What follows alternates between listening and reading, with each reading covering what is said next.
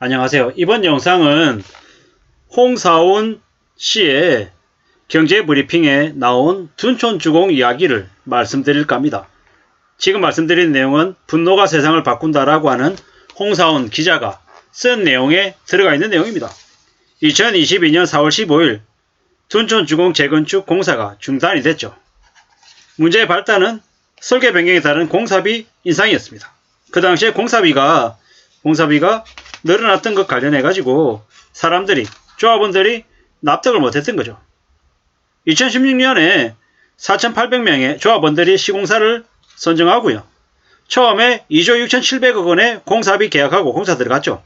그런데 설계 변경하면서 무려 5,600억 원이 늘어났습니다. 조합원도 일반 분양 물량을 늘리기 위해서 11,100가구를 12,000가구로 900가구를 늘렸죠. 그렇다 하더라도 공사비가 총 공사비의 5분의 1이 넘는 5,600억 원이 추가 징수된 것 관련해서 청구된 것 관련해서 조합원들이 반발을 했죠.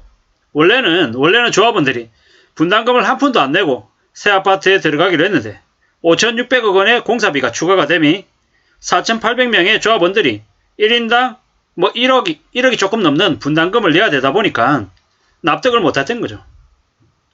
알고 봤더니 이 5,600억 중에서 3,000억 정도 공사비가 부풀려졌다라는 사실이 이제 나왔던 거죠. 그러다 보니까 난리가 난 거죠. 근데 웃긴 게 뭐냐면 이제 분양가 상한제가 2020년 4월 30일 날 다시 실행이 될 예정이었던 거죠. 그러다 보니까 2020년 4월 30일 이전에 공사비 검증을 받아야 되는 문제가 생겼던 거죠. 3,000억 원 정도가 부풀려졌지만 어떤 식으로든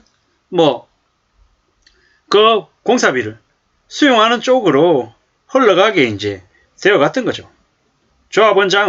그 당시에 조합장은 분양가 상한제를 적용 안 받으면 일반 분양가를 평당 3,550만원 받을 수 있다고, 공사비 인상해 주더라도 조합원들이 추가 분담금을 안 내도 되니까 빨리 도장 찍고 하자고 이렇게 얘기했죠. 이러다가 또 어떤 일이 생기냐면 봤더니 이래저래 이제 공사비도 오르고 여러 가지들 되다가 갑자기 욕심이 이제 생긴 거죠. 욕심이 뭐냐? 평당 분양가를 더 받을 수 있을 것 같다라는 생각을 이제 한 거죠. 어떻게 해요? 이제 계속 이제 집값이 오르니까 분양가가 갑자기 4천만 원도 받을 수 있을 것 같고 4,500만 원도 받을 수 있을 것 같고 점점 더 많은 돈을 받을 수 있을 것처럼 이제 사람들 욕심이 이제 바뀌기 시작하고 있는 거죠.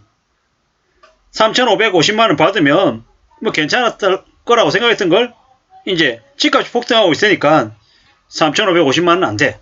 4천만 원, 4,500만 원까지 계속 꿈을 꾸고 차라리 연계해가지고 더 높은 가격으로 일반 분양하자라고 사람들이 생각을 바꿨던 거죠. 근데 이게 이제 계속 미뤄지다 보니까 시공사들은 공사비 못 받고 계속 외상으로 공사를 짓고 이래저래 글로벌 공급망이 삐걱거리면서 시멘트와 철근 등 원자재 가격이 오르면서 나중에는 이제 답이 없어진 거죠. 이래저래 하다 보니까 나중에 어떻게 됐습니까? 결국에는 분양가 4,500만 원은 날라가 버리고 3,829만 원으로 평당 분양가가 이제 정해지게 되는 거죠. 그러다가 이제 그렇게 되면서 이제 어떻게 됩니까? 처음에 3조 2천억이었던 공사비가 4조 3천억으로 늘어나고 조합원당 1인당 1억 9천만 원의 분담금을 내야 되는 상황으로 바뀌어버렸던 거죠. 공사비를 부풀린 시공단과 일반 분양가를 최대한 끌어올려서 돈을 벌겠다라고 욕심을 부렸던 재건축 조합의 욕심이 둔촌주공 재건축 단지를 만들었던 거다라고 봐야 되겠습니다. 어쩌면 예정대로 처음 생각한 대로 분양을 했더라면 아마 성공리에 분양이 됐을지도 모른다라는 거죠. 그런데 지금은 우리가 잘 알고 있다시피 어떻게 됐습니까? 그냥 이제 둔촌주공 계약률이 70% 미만이다. 이런 얘기들도 많고 좀 많은 우려가 이제 있는 거죠. 웃기잖아요.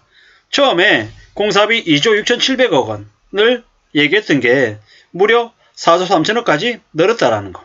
그리고 조합원들 1인당 1억 9천만 원의 분담금을 내야 됐다라는 게 지금 현재 있는 일이죠.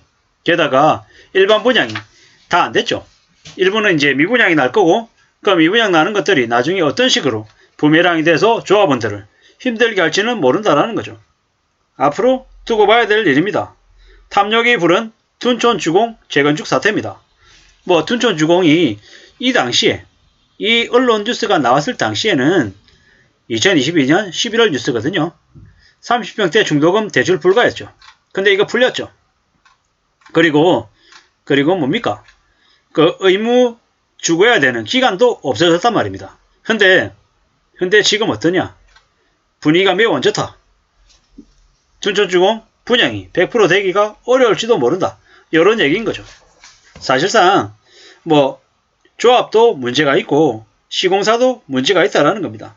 확실한 건 뭡니까? 확실한 건 절대로 세상에 공짜가 없다라는 겁니다. 공짜로 집을 짓게 해준다. 이런 이제 시공사 사실상 거짓말이죠. 거짓말. 뭐 조합원들의 동의가 있어야 하지만 그 조합장하고 시공사 간의 유착, 검은 관계 때문에 아마 조합원들이 부담을 한 것도 있을 거고, 조합원들의 또 욕심 때문에 저렇게 지연됐다라는 거. 이게 어쩌면 재개발되는 아파트 단지에서 일어나는 무수히 많은 하나의 사례 중에 하나일 거다. 이런 생각들이 듭니다. 앞으로 우리가 부동산 관련해서 얼마나 많은 폐악질들, 문제들이 벌어질지는 사실 계속 지켜봐야 될 것 같습니다. 희망과 욕망이 뒤섞이면서 막대한 돈이 오가는 아파트 분양이 앞으로는 많이 어려울 거다라는 겁니다. 이미 주택보증공사의 보증을 받아서 둔촌주공이 저렇게 계약을 하고 있지만 그럼에도 불구하고 상황은 많이 안 좋더라. 그리고 앞으로 둔촌주공이 저 정도면 나머지 지역에 나머지 일반 분양되는 아파트 단지들은 참패를 면치 못할 거다라고 보는 게 확실하겠습니다.